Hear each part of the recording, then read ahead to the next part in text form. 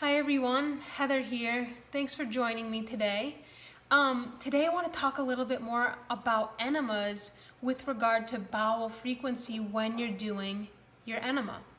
So there's some great questions coming in if you should have a bowel movement outside of your enema, and the short answer is yes. It's my dog chewing her bone in the background. She likes being on these videos. But anyway, so yes, you should be having a bowel movement outside of your enemas.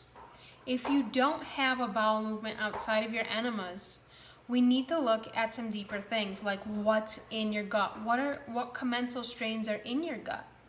And those commensal strains are your beneficial strains. And the very best way to take a look at what's in there is to do that DNA GI map stool test that I offer. So if you haven't done that with me, I highly recommend reaching out to do that because it can be so incredibly helpful to give a snapshot about what's really going on in your gut and what are the next steps to take for you, so you're not just kind of guessing which probiotics to take or which probiotic foods to eat or what diet to eat. When you get a snapshot of actually what's in your gut, you can get a much better idea of what foods to eat, what probiotics to take, what herbs to take to see to support what's in your gut and to really build those commensal strains. Because the more diverse commensal strains you have and the more of those, the less likely any infection or pathogen is to get in your body and gut. So, number one, if you're just having a bowel movement when you're doing your enema, let's take a look at what kind of microbes are in your gut. So that is first and foremost. Also, if you're just starting off with your enemas, your body may need some time to adjust to the enema, so it could take your body some time to adjust and to get into a normal bowel movement routine again. So give your body a little bit of time to adjust. Also, the enemas can be slightly dehydrating. So you want to make sure you're getting in your good mineral-rich water and your probiotic beverages and your herbal teas. You want all these things to come in to help keep you nice and hydrated, and the bone broth and eating those good saturated fats play huge roles in keeping you hydrated as well. So keep that in mind when you're doing your enema, because dehydration could also really impact constipation in a big way. So make sure you're super hydrated. Also, make sure your diet's up to par. For those of you working with me, you know you're on the gut-friendly diet, and that will be, great to help support your regular bowel movements. But if you're someone out there who is not doing my gut rebuilding diet, maybe you're eating a lot of carbs, maybe you're eating a lot of fruit that's not fermented, or drinking fruit juice, or eating bread, these type of things will slow down your bowels whether you do coffee enemas or not. So it's really important to really clean up your diet while you're doing your enemas to help support all the beneficial reasons why you're doing your enemas. You're doing the enemas to help your body detox, to help your body feel good, and to help you be healthy again. So eating a diet that just really reflects that is going to be so super helpful. So another thing when it comes to enemas, okay, is a lot of people want to know the duration of what they should be, how long they should be holding their enema. Now, some people, they do their enema and they have to go right away. Some people do their enema and they have to go in 1 to 2 minutes. Some people do their enema and they can hold it for 15 to 20 minutes. The thing to keep in mind is no matter where you're at, it's not bad, it's not wrong, you're not doing it wrong. You have to listen to your body and do, what it's telling you. If you do your enema and you need to have a bowel movement in 1 or 2 minutes, then that's okay. You need to really honor that and do what your body's telling you. So if that's happening to you, if you're not able to hold your enema for that 15-20 minutes kind of loose goal time, then we want to look at some things as to what may be causing this. One of the big things that cause one to just immediately have to let their enema out is this compaction around the colon wall. So over time, due to poor diet, due to antibiotics, due to sugar, due to a deficiency in probiotics, due to eating gluten.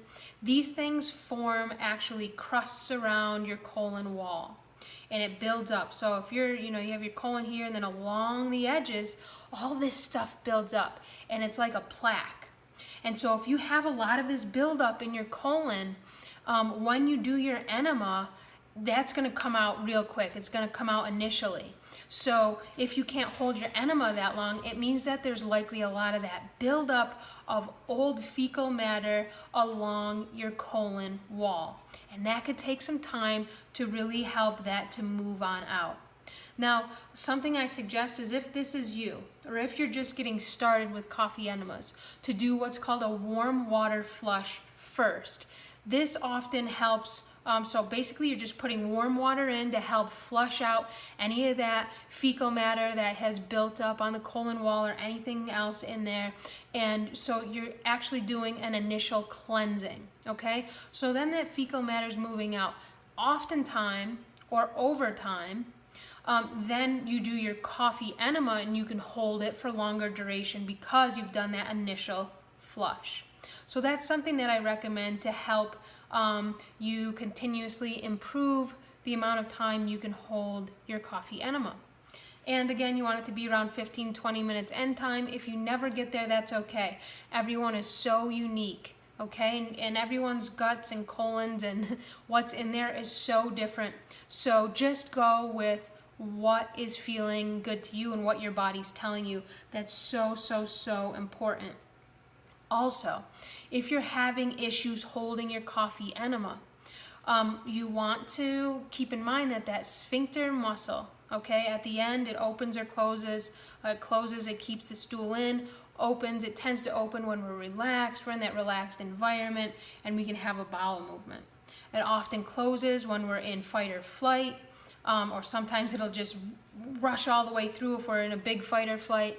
But if we're in stress mode, or if we're, say, like at school, kids who are at school, or if you're at work and it's an uncomfortable environment, to have a bowel movement, that sphincter muscle is going to stay closed. So when you start to do your coffee enemas, you're going to be working your sphincter muscle in new ways. And this is a muscle just like if you were to go to the gym and, do squats or do a shoulder press or work your muscles in that way. So it's going to take that muscle to build up strength to help hold that enema longer. And maybe oftentimes people's sphincter muscles are a little bit weak, and that's okay. If yours is, it doesn't mean there's anything bad or wrong. It's just information.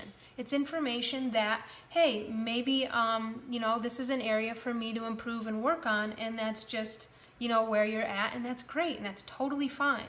So what I encourage people to do when they're doing their enema is to actually work that sphincter muscle. So, work on keeping it closed. And then when, if it starts to open, then go back to keeping it closed. And, that kind of routine in doing so, as when you close it, then your body relaxes. And so you go through this process, and you don't have to push it. If it has to come out, go for it. But getting in a meditation in that relaxed state with your sphincter muscle opening and closing can be one way to really help strengthen that muscle. So that's something to keep in mind.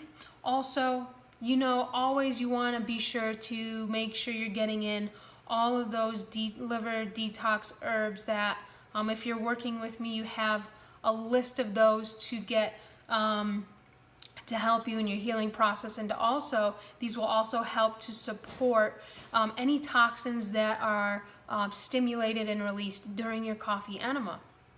So the coffee enema goes up into the veins and goes up into the liver's veins, and it stimulates that release of bile. And bile is what stimulates the release of the bowels.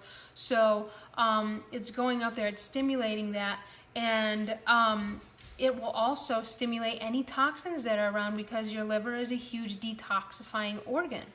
So it's really important to not just do your enemas, but to also take some herbs that will go in and grab poisons and toxins that get released during the coffee enema to help prevent and reduce any detox reaction side effects.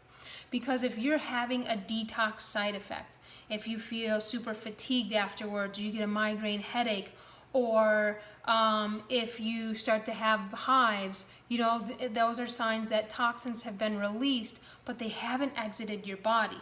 And if you're feeling those symptoms, then you're actually not releasing those toxins from your body. They're just getting stirred up and moved to a different location. Well, that's not super helpful. It's actually harmful to the tissues in the body and the organs, and whatever those toxins touch, they're going to impact in a not so great way. So it's super important to have those detox herbal tinctures and food grade supplements that I recommend to do before, during, and after your coffee enemas. So I hope that's helpful. If you have questions, feel free to post below. But that should really help you gain some clarity around coffee enemas and how to hold it and how to work the sphincter muscle and how to do that warm water cleanse to get that compaction of the fecal matter out before you actually get into your coffee enema. All right, all things enemas. See you next time.